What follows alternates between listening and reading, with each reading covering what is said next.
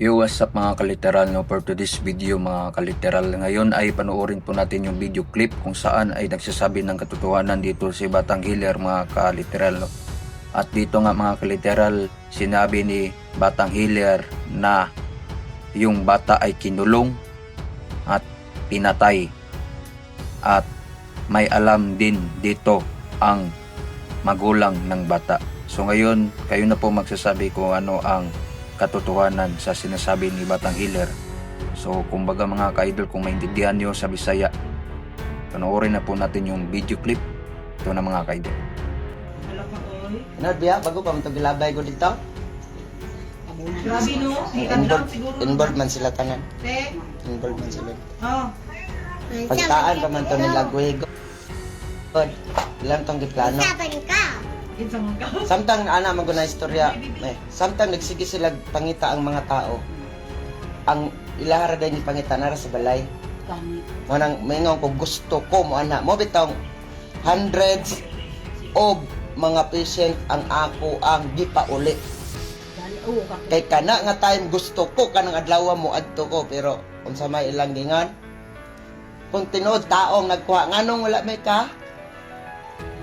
So na-sense na nila, na-sense na nako tanan. Hadlok sila kay ngano napaman ang patayng lawas sa ilang balay. Walay asong makumkom, manang ihatag na nako na sa suko. Sila na bala dia. Sila na may kabalo.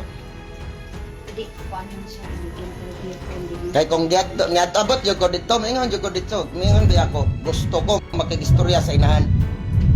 Mingon yo ko, asang bata. Mingon yo ko. Asan mo gibutang? Mapsan man ginako dito balay. Oh, promise. Tuig ko ninyo jud. Yes, pag baho naman gusto gilabay nila god. Wala na gisulod no? Oh, kabalo man to. Ikaw dito. Nagpala tas ba ang pulos bata? Baho pa man to. Baho naman to. Nga nangita sila goy, kinahanglan na nila ilabay kay baho na siya. Dili po nila pwede nga basta-basta dayon kay ngano. Makita man sila tao daya. Kaya kung ako gid mismo naka-adtome, wala eh. Sakpaon jud ako dito sa kwarto tong bata. Ako jud tong kamatay tong sira. Wala nadlok sila. Paano man gud tome? Yun sa kaya to no. Mama jud na tinuod nga istorya. Bisan kami tanong. Kay pagkuan pag baho naman gud to. So nangita sila guwe, nangita sila maagi nga ilang mabalhin ang patay. Ang involved dili layo. Wala akong gingon. Mo bitaw maingon ko, papauli tanang pasyente nako. Isakripisyo ko ning adlaw mo adto ko sa ilang lugar pero never silang misugot. Wala sila misugot sa Batang Healer nga madto. Nagsakpan gid ako sila.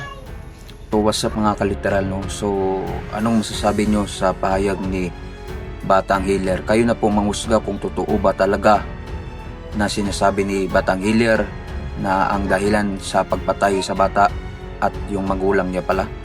So i-comment nyo down below sa comment section para pag-uusapan natin yan. At sa hindi pa nakasubscribe sa aking channel, huwag kalimutan mag-subscribe mga kaliteral, no? So hanggang dito na lang yung video.